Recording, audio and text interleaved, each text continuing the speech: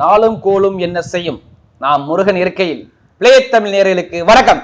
நான் உங்கள் வாழ்க வளமுடன் ஜோதிடர் ஸ்ரீ குருமுரளி என்ற முருக பெருமான் குரு வழியில் குரு நேசிப்பும் குருவை போற்றுவோம். அன்பார்ந்த குருவாரிசு அன்பர்களே, அனைவருக்கும் ஆங்கில இனிய புத்தாண்டு நல்வாழ்த்துக்கள். பிளே தமிழ் வழியாக வரக்கூடிய 2026 இந்த வருஷத்துல ஒரு அதிசயம் இருக்குது. 2026 பார்க்காத ஒரு அதிசயம் இந்த வருஷத்துல மட்டும்தான் அந்த கிரகத்தோடைய கோள்கள் பக்கவா அமையும். 1 குரு பகவான், 2 சனி பகவான், 3 ராகு கேது. இந்த 4 கிரகத்தை வச்சுன்னா வருஷம் எப்படி இருக்கும் கணிக்க முடியும். 2026 பயங்கரமான ஒரு ராஜயோகம் இருக்குது. ஏன்னா எல்லா கிரகமும் ஏன் ராஜயோகம் இருக்கு நான் சொல்றேன் தெரியுங்களா? எல்லா வருஷத்தும் இது மாதிரி நீங்க அதிசயம் பார்க்க முடியாது. ஆனா இந்த வருஷத்துல மட்டும்தான் அதிசயம் இருக்குது. அந்தந்த கிரகம் அவங்களுடைய நட்சத்திரத்துல போறாங்க. இப்ப குரு பகவானா குருவுடைய நட்சத்திரத்துல போறாரு, சனி பகவான் சனி பகவானுடைய நட்சத்திரத்துல போறாரு, ராகு பகவான் ராகுடைய நட்சத்திரத்துல போறாரு, கேது பகவான் ஒரு சில தினத்துக்கு அப்புறம் அவருடைய நட்சத்திரத்துல போறாரு. அப்ப என்ன ஆகும்?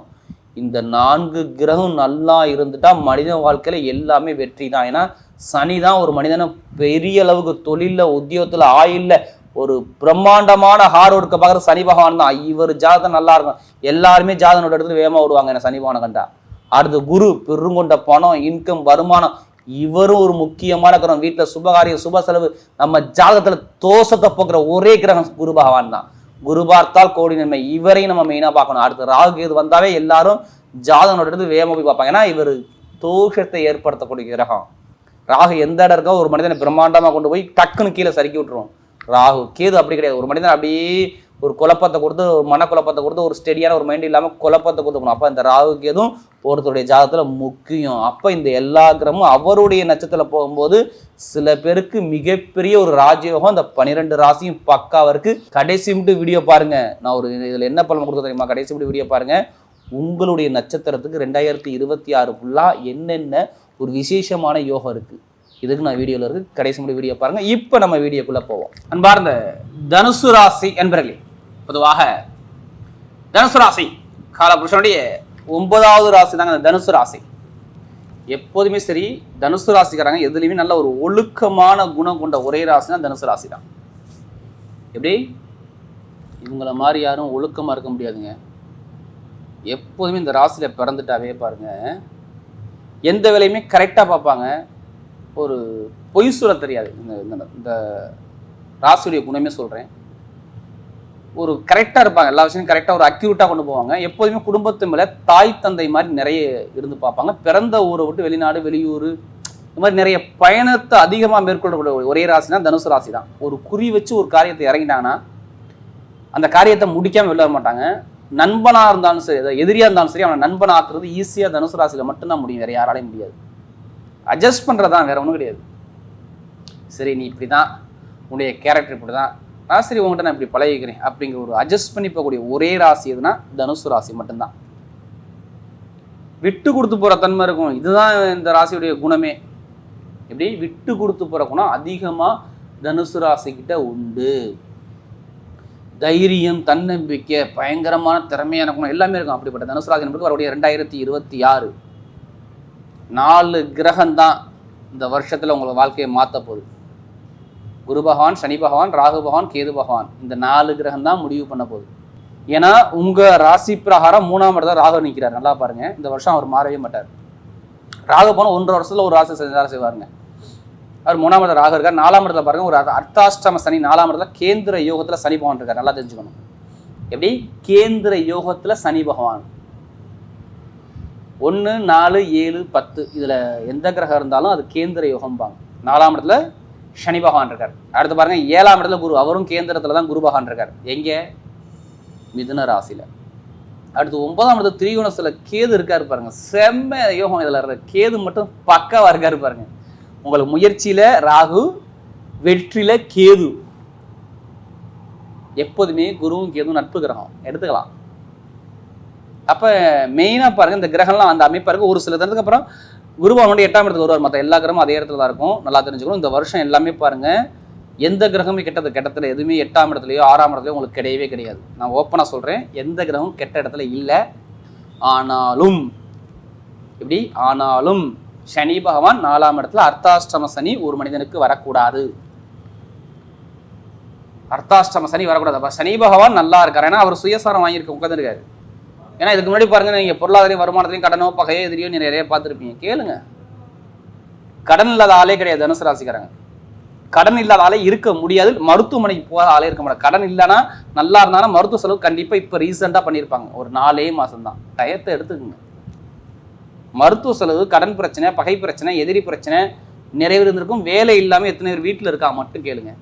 வேலை கிடைக்கவே இல்லை, நல்ல வேலை அனுகூலமா வரவே மாட்டுது, எல்லாமே தடங்களாகிட்டு இருக்கு. பொருளாதார வருமானத்தை ரொம்ப கஷ்டத்தை பார்க்குறேன் அப்படிங்கிற விஷயத்த தனுசு ராசி ஆணித்தனமா சொல்ல வாங்க.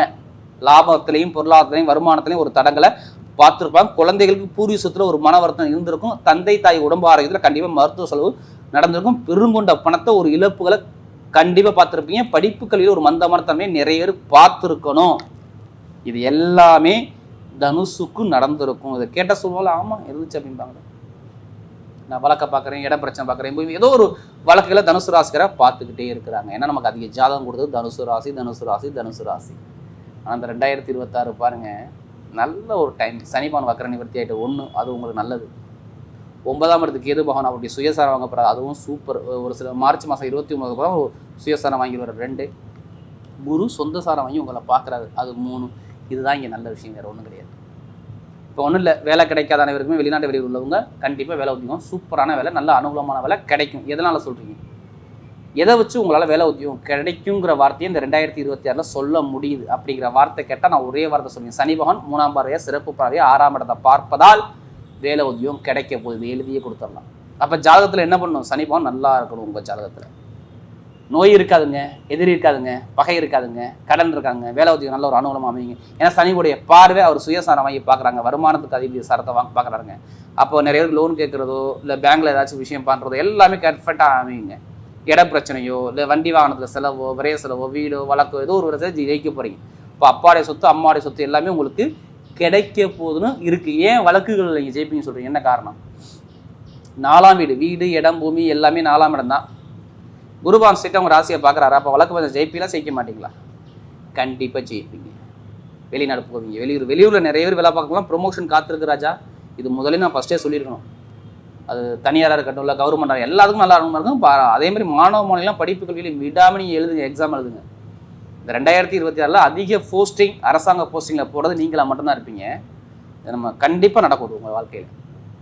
நீங்கள் அரசாங்க வேலை மட்டும் எழுதக்கூடாது, தனியார் நிறுவனத்திலே ஒரு தலைமை பொறுப்புக்கு போகக்கூடிய அமைப்பு உங்களுக்கு வரலாம். அது எந்த நிறுவனம் சரி. நிறைய பேருக்கு நான் சொல்கிறேன், தனுசு ராசி பக்காவாக இருக்குது பார்த்துங்க.